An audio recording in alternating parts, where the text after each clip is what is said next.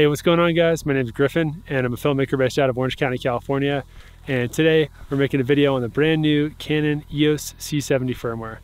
So first things first, I want to get this out of the way. This video is sponsored by Canon. So once again, huge thank you to Canon for supporting my channel. Can't tell you how much it means to me. And if you've watched my channel for any amount of time, you know what a fan of this camera I am. I've already done many videos on this in the past. And I actually bought the camera when it first came out. And when I bought it, I initially thought, hey, this is gonna be a great sort of a B camera to my C500 Mark II, and it's gonna integrate well in my workflow. But what I had no idea of was how many amazing firmware updates would come to this camera. And so with this brand new one, I wanna cover the three main things that stand out to me that affect my workflow the most, and maybe these things will be important for you as well. So for the three main features that I want to cover that are part of this firmware update, the first one is the brand new eye detect autofocus that works all the way up to 120 frames a second, as well as subject tracking in slow and fast frame rate. The second thing I want to cover is the new lower bitrate XF-AVC in intra recording mode. And the third thing is the brand new Canon 709 picture profile. So the face-only autofocus feature is a really outstanding feature that I've always been a huge fan of. So one of the great things with this mode is it's super reliable. It's not just going to jump to the background and have that sort of amateur videographer look. That's why I really like it, and it does look professional to me, and that's why I use that mode quite a bit.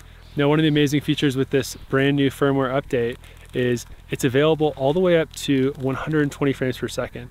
So previously what I would have to do is I would just put it in whole area autofocus mode, which is really good and reliable. And I would use that when I was filming a lot of athletes that were maybe boxing or something like that. But what I did struggle with though, is if the subject would momentarily leave the frame, basically what would happen is it would jump to the background. Now with this face only mode, and there's also eye detection, which is even more accurate, it brings it even greater improvement for the autofocus, and it's all the way in the slow and fast frame rate modes too. So you can see how well the autofocus is tracking Delaney's face here in both 60 frames a second and in 120 frames a second. And what I love is that eye detect autofocus carries all the way over to the slow and fast frame rates. Whereas before this firmware update, the face detect autofocus wasn't available if you're shooting in 120 frames a second. So knowing that that's a feature in the 120 frames a second mode, which happens to be a mode that I use quite a bit, it's a really cool update, and I'm super happy that it came to the camera. So the second thing I want to talk about is the lower bitrate mode and the XF-AVC intra mode.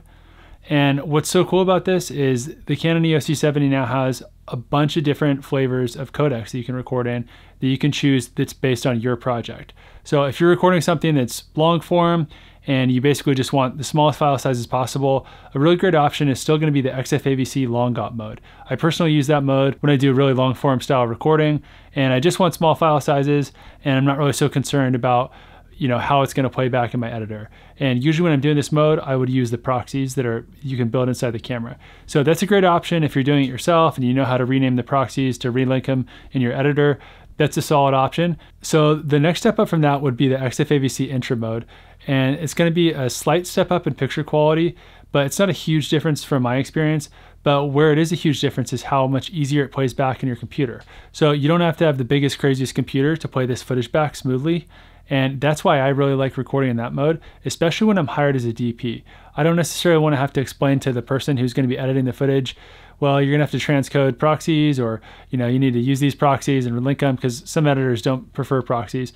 And I like to kind of just make it easy when I'm hired as a DP. So that's usually what I do. I'll go for the XF-AVC intra mode whenever I'm hired for work as a DP. Now, it's great because it's a good, strong codec, but the one downside is it's slightly larger file sizes. With the new firmware update that just came out, well, my favorite thing is the smaller file size option you have with the XF-AVC intra mode. So previously, when you're recording in 24 frames a second, it's 410 megabits. With the new update, you have an option for 240 megabits per second, which is really great because if you are kind of debating, do I want the small file sizes because it's going to be a lot of footage we're recording, or do I want the smooth playback? Now you don't really have to worry about that option. Now, with the Canon EOS C70, you still have the super high-end RAW codec, which in my experience is the best for high-end commercial work or any type of client work where you've got a little bit more budget, you're not so concerned about storage, but you just want the absolute highest quality. You get that incredibly strong 12-bit RAW codec, which gives you a ton of different options for color grading and post-production.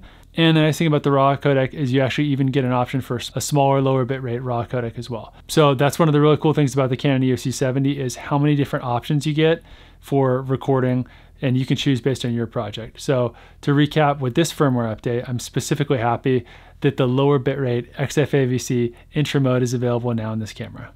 So the third thing I want to talk about is the brand new Canon 709 picture profile, as well as the CMT 709 monitoring LUT.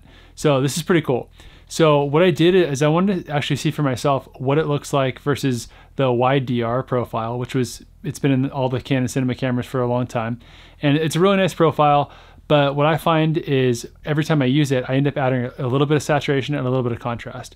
So here, first up, I'm going to test, here's the Canon wide DR picture profile, and here's Delaney and my dog Luna sitting there. And notice it's a nice looking image, it's very solid. Now, second, here's the Canon 709 picture profile. So what I love about this is notice the increase in contrast. There's a bit more contrast in the overall image. And secondly, notice there's a bit more saturation. And the third thing that was actually my favorite about both of these images, if you look at the tree there in the top of the image, you'll notice that there's actually more detail in the Canon 709 picture profile. And what it does is it actually retains more of that highlight information at the very brightest part of the image. So for someone like myself that doesn't really like the sort of a blown out highlight look, it's a really nice thing. So I would say I definitely prefer that picture profile over the wide DR for most circumstances.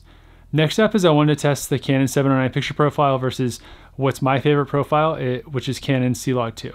So I'll get this out of the way. If you want the absolute most dynamic range and you get to control post-production, meaning you get to do the color grading or someone you know and trust that's a good colorist, knows how to handle the footage, that's going to be the best profile 10 out of 10 times because it is going to get you the most dynamic range. So here's C-Log2. Now notice how much of that information it holds in the highlights. C-Log2 is an incredible profile because of how much dynamic range it gets you. But one of the cool things with the update is you can use the exact same look. So it's going to look the same as the Canon 709 profile with that added contrast, with that added saturation, which in my opinion is a more pleasing look. So if you have a client on set or just for you viewing yourself on set, you can really see the image looking close to a finished image. So that's with the CMT 709 LUT on it now. And in my opinion, this is really the best of both worlds because it retains all that highlight information, gives you the most flexibility in post-production, but it allows you to view that really nice contrasty saturated image while you're on set and you're capturing the footage. So for me personally, that's something I'll be using on all my shoots going forward is the CMT 709 viewing LUT. As far as the Canon 709 footage, where I see that working into my workflow is circumstances like right now, for example. I'm actually using it to record this video. You know, if you're filming something and you know, you kind of want it to be a quick turnaround, for example, and you don't necessarily want to spend a really long time color grading it, you just want to have something that looks great straight out of the camera, this is going to be a really good option for you. Another circumstance is if you're filming something and you're handing off the footage to a client directly, this is going to be great for those times. So be it social media or you're doing some stuff that's going direct to web, this is a really solid option because it gets you that finished profile, that finished look, where you don't need to go in and add a little bit more saturation, a little bit more contrast. In my opinion, it comes out looking like a finished image. Really solid, skin tones look great, all the colors look rich and vibrant, and it's pretty much ready to go, ready to ship right away. So that's where I see the Canon 709 picture profile really coming into play. So to close things up, I just want to say how happy I am overall with this brand new update, as well as just all the updates that have come to the Canon C70 from the time that I've owned it. When I bought it 2 years ago, it was already a really solid camera, had all the features I was looking for at the time. And what's been so amazing is to watch the progression. Every single update that's come out through, you know, it seems like every couple months there's a brand new update. There's been significant updates to the autofocus. There's been significant updates to the available codecs in the camera, namely being the RAW update that came in the last update, and then this brand new lower bitrate XF-AVC all-eye codec. So it's just really cool to see all the commitment that Canon has to continue to deliver on this platform.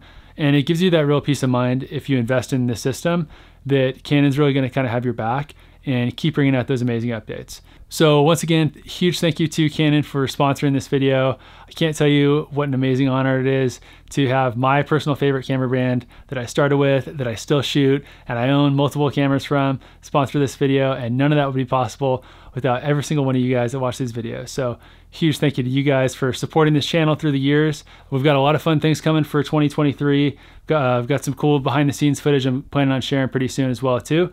So if you're into that kind of thing, consider hitting that subscribe button, and we'll see you in the next one. Take care.